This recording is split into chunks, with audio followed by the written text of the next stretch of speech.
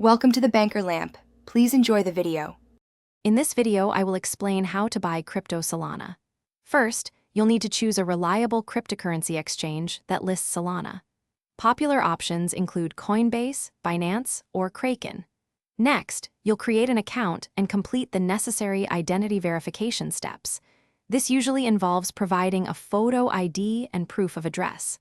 Once verified, you're ready to fund your account and make your first purchase.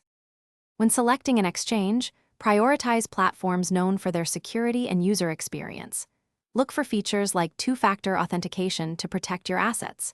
Compare trading fees, which can vary significantly. Some exchanges offer rates as low as 0.1% per trade.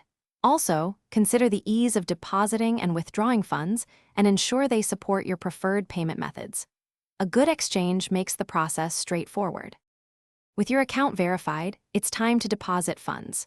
Most exchanges accept bank transfers, debit cards, or even other cryptocurrencies. Once your funds are available, search for Solana, usually listed as SOL. You'll typically find a trading pair like SOL versus USD. Enter the amount of Solana you want to buy or the amount of fiat currency you wish to spend, then confirm your order.